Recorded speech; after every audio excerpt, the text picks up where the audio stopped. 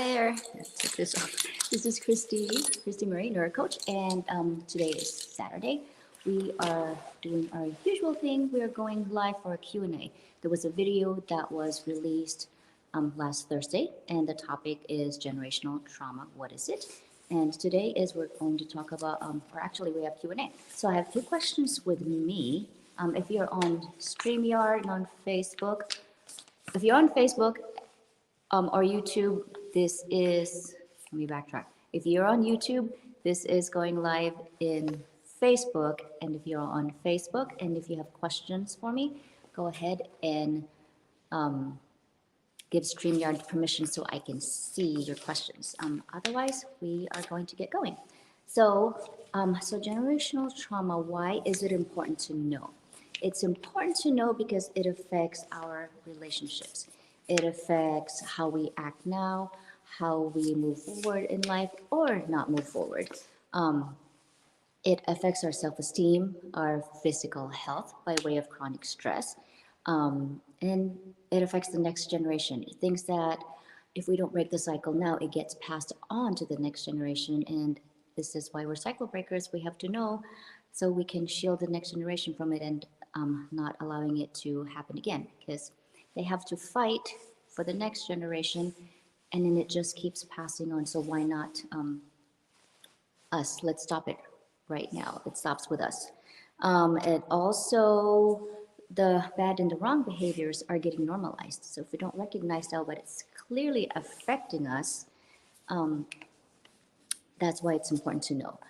So another question that I have here is everything we learn from our previous generations considered trauma? No, it's not. There are good and bad things to everything. So what we do is we take the good and we acknowledge the wrong ones or the bad behavior, and we learn from it. So we change it.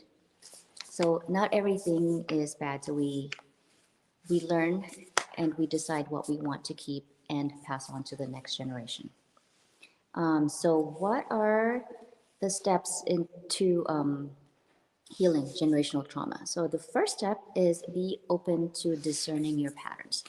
If you continually notice certain patterns in your relationship, and if you catch yourself, oh, this always happens to me, or this is going to happen again. So that's a pretty good indication that that's a pattern that you recognize within yourself. So it's really important to discern that and make note of it. And hey, let's go to the root cause. Why does this keep happening? Is it me? Or is it what I learned? Or is there anything I can do about it? And it's, it doesn't have to define us. That's why we're cycle breakers. We are changing. We're taking a stand and we're making a change for the positive. And so discerning the patterns and then getting the tools. So there's a lot of tools actually that you can slowly do, and you don't have to do it all at one time because we don't want the chronic stress, right? First thing is to just journal. Just let everything out. Don't let it take free rent in your head, as some people would say. Let it out on paper. Oftentimes when we start writing things, it's not really that much overwhelming. And then a lot of self-reflection and self-care. Be gentle with yourself. Don't beat yourself up. Don't keep blaming yourself. And no shame, please. Don't get that shame off in a way, and let's move forward. Setting boundaries is a very powerful tool. A lot of people affected by generational trauma, because a lot of boundaries are being crossed and they don't know how to set those boundaries, and then it just keeps happening over, or the abuse and the trauma just keeps being relieved, and then they can't do anything about it, and people just shut down. So strong boundaries and being assertive. And neuro coaching is very, very powerful, and that's actually how I was able to actually discern that I was going through the same thing. And through the tools that I've learned in neuro coaching, I was able to discern and then pinpoint and slowly use the tools that I've learned to break the cycle and have better relationships with my children and other people. Also, is there anything, is any course? Okay, so actually I have a course that it's called Healing Generations and Honoring Boundaries. It is a group program. So the beauty of it is you get a community. So we all start at the same time, and I'm keeping it small and intimate so no one gets lost or fall through the cracks. What we'd like to do is to form a supportive community, and then increase awareness about the generational trauma, what is it and how it's pretty much creating havoc in our lives, and how do we move forward from it.